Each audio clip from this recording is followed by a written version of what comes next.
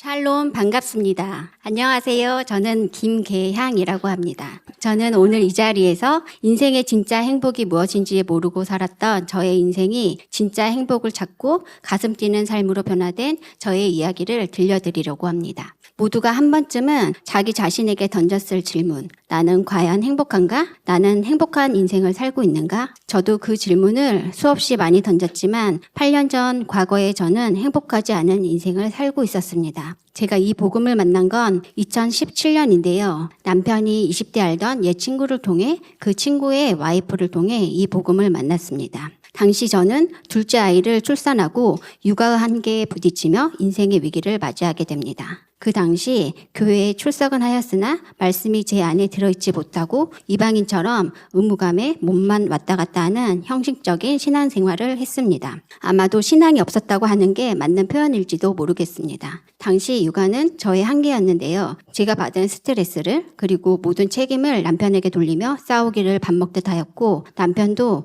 도저히 저에게 희망이 안 보였는지 가정을 포기하는 듯 했습니다. 단지 남편은 아이들 때문에 헤어질 수 없었던 그러한 마음으로 겨우 가정을 유지하며 살았던 듯 합니다. 그러던 제가 이 복음을 만났고 저의 강팍하고 완악한 마음을 성령님은 만지셨습니다. 그리고 하나님은 이렇게나 나쁜 나이지만 정말로 나를 사랑하고 있다는 것을 알게 되면서 돌이켰습니다. 바늘구멍 하나도 들어가지 않을 것 같던 저의 강팍한 마음이 부들부들해지고 남편을 향했던 미워하는 마음이 눈 녹듯 사라지며 화를 덜 내게 되니 이제야 살겠다며 화만 안 내면 뭐든 좋다던 남편은 같이 교회 안으로 들어와 예수님을 닮은 모습으로 성장하고 있습니다. 하나님의 사랑을 접하고 교회 안으로 들어왔으나 매 순간 좋은 마음을 유지하기란 어려웠고 여러 사건들을 직면할 때마다 변화되지 않은 사고방식과 습관으로 삶에 여러 문제들이 있었습니다. 결국 삶의 문제들을 해결하는 것은 주위의 상황이 아니라 사건을 바라보는 시각 그리고 문제들을 대하는 태도, 생각에 관한 것이라는 것을 알았고 그것들을 알고 변화하기까지의 저의 모습에 대해 잠깐 이야기하겠습니다.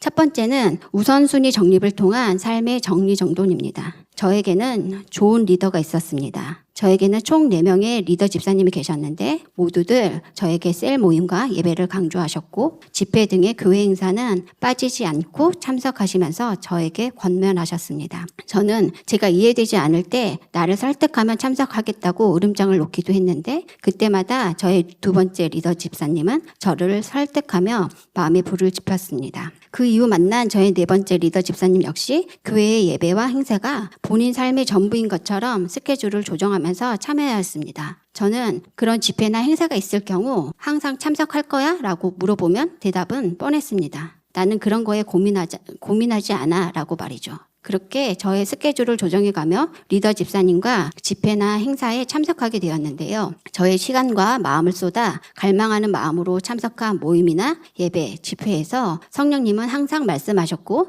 마음 한켠에 있던 의문들 그리고 견고한 진들을 깨부수고 다루는 내면의 변화를 경험하였습니다. 그러한 경험은 다음번엔 어떤 보물을 캐게 될까 기대하게 만들었고 자발적으로 참여하게 만드는 큰 원동력이 되었던 듯 합니다. 지금에야 알게 된 사실이지만 리더 집사님이 있었던 그 자리에는 항상 교회의 비전과 방향이 있었습니다. 이상하리만큼 그 변화의 파도에 잘 올라탔던 리더 집사님 옆에서 아무것도 모르면서 그냥 옆에 있었던 매 순간순간이 저를 성장시키는 큰 시발점이었던 것 같습니다. 두 번째는 제자의 삶을 보고 배우면서 그리스도인의 문화에 젖어든 저의 인생 이야기입니다. 저는 부부세를 시작하고 아이들이 자라나면서 바른 기준을 가지고 자신들의 삶을 잘 다스리며 살기 위해서는 무엇보다 어린 시절 형성된 인성 위에 말씀을 최우선순위로 삼아 굳건한 탑을 쌓아가는 일이라는 것을 알게 되었습니다. 당시 코로나 시기에 학교에 가는 것이 중단된 시점, 저희 부부는 아이들을 위해 큰 도전을 결심합니다. 공교육을 포기하고 홈스쿨링 공동체에 보내는 것.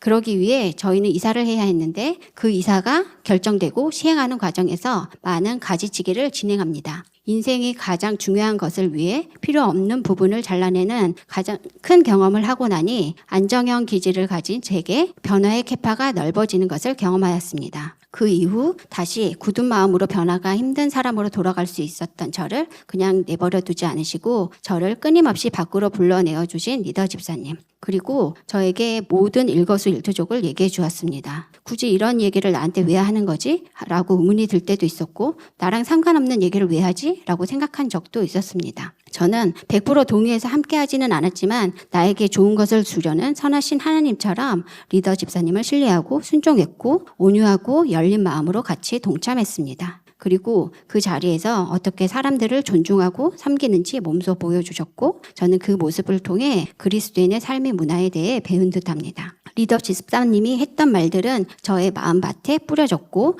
당장 싹을 틔우지는 않았어도 어떤 사건을 접할 때 생각나게 하셨습니다. 저에게 했던 그 말들이 그냥 했던 말들은 아니었던 거죠.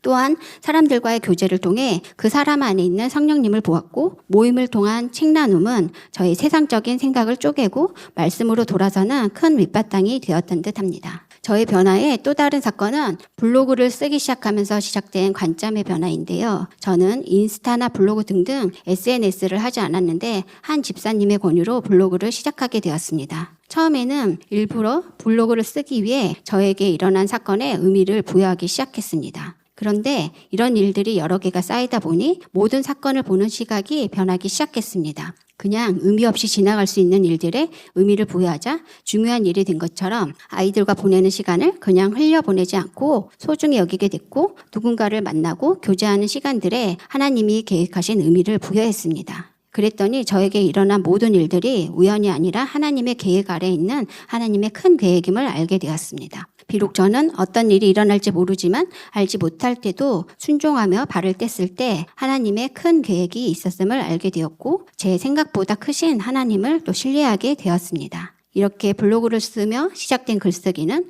삶을 말씀으로 조명시켰고, 삶을 바라보는 시각이 불평불만이 아닌 감사로 시작하게 만들었습니다. 감사는 마음을 열고 말씀을 받아들일 준비를 하게 만드는 스위치와 같은 거였죠. 그러한 작은 시작으로 지금은 누군가를 만날 때도 어떤 일이 일어날 때도 육신으로 받지 않고 감사로 받아 삶을 지혜롭게 살아가는 힘이 되고 있습니다. 세 번째는 헌신의 삶을 살기로 결단한 이후 복음 전파입니다. 저는 한때 교회 다니는 사람은 이기적이라는 생각을 가지고 있었는데 그 때문에 마음을 쉽게 열지 못하고 어느 정도 선을 긋고 깊숙이 발담그지 않으려는 소비자형 그리스도인이었습니다. 저의 이런 생각이 한쪽 면만 봤던 편향된 생각이라는 것을 저의 팀장님, 리더 집사님, 그리고 셀 모임을 통해 그분들이 섬기는 모습을 보고 깨닫게 되었고, 결국 예전에 제가 봤던 이기적인 그리스도인의 모습이 성숙하지 못한 그리스도인의 한쪽 면이었다는 것을 그분들의 삶 속에서 깨닫게 됩니다. 제가 속해 있었던 셀은 직업 특성상 예배 시간에 참석하지 못했던 저를 위해 친히 시간을 내어 저희 집으로 방문하여 온라인 예배로 저희 가정을 섬겨주셨고, 매 순간 저에게 권유하고 배려하며 이끌어 주었습니다. 집 문제로 고생했던 저희 부부를 위해 같이 도배장판으로 인테리어를 하며 섬겨주셨던 그 일들.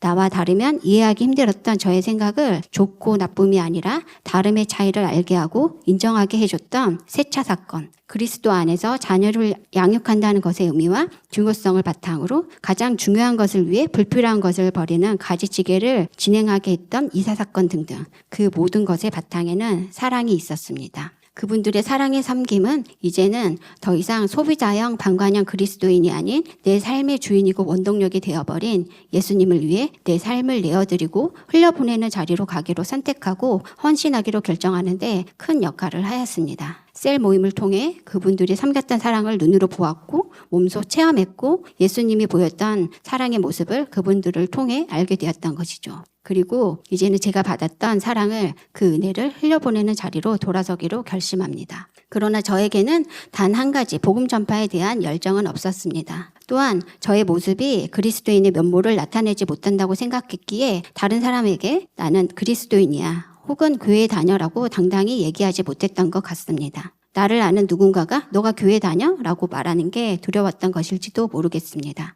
하지만 삶을 바라보는 관점이 바뀌고 생각의 변화를 겪는 과정 중 한 집사님의 가족 구원에 대한 토크룸을 듣게 되었는데요. 그곳에서 복음은 모든 믿는 자들에게 구원이 되는 하나님의 능력됨이라는 로마서 1장 16절 말씀이 제 마음을 움직였습니다. 그렇지, 복음은 능력이지. 내가 복음을 말하지 않는다는 건 하나님의 능력을 믿지 않기 때문이라는 강력한 깨달음 이후 제 마음속엔 복음 전파에 대한 싹이 자라난 것 같습니다. 저는 야간에 병원에서 일하는 간호사라는 직업을 가지고 있는데요. 하루는 출근을 해서 같이 일하는 동료와 이야기를 나누었습니다. 친언니가 뇌출혈로 쓰러져서 수술 후 요양병원으로 옮긴 언니를 면회 다녀온 이야기, 그리고 다른 언니가 신장이 안 좋다는 검사 결과가 나왔다는 이야기 등등을 나눴었는데 순간 그 선생님의 마음이 공감되었고 그 선생님을 향한 긍휼한 마음이 생겼습니다. 언니를 위해 기도를 해주겠다고 얘기하며 이름을 물어봤는데 고맙다고 얘기해주며 사실은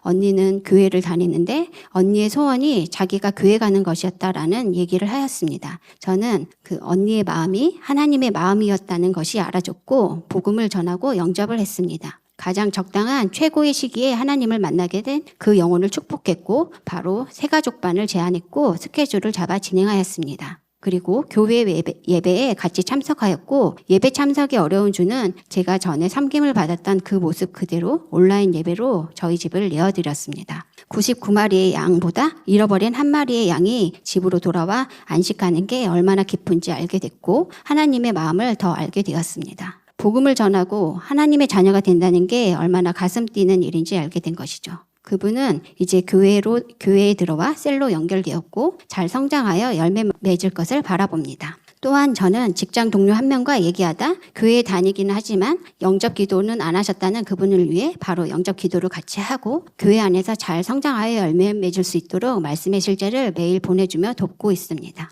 저는 이 간증을 적으며 지난번 목사님께서 예배 시간에 보여주셨던 나무 한 그루가 생각났습니다. 씨앗이 심겨져 싹이 나고 줄기가 돋아 나뭇잎이 무성해지고 열매를 맺기까지 보이지 않는 땅속의 뿌리들은 커질 나무를 지탱하도록 많은 일들을 합니다. 당장 열매가 없다 하더라도 지금은 그 나무를 지탱하는 뿌리를 단단하게 하는 시기라 생각하고 생각을 바꾸고 인내하고 연단하다 보면 자연스럽게 열매 맺는 게 우리의 인생 아닐까요? 감사합니다.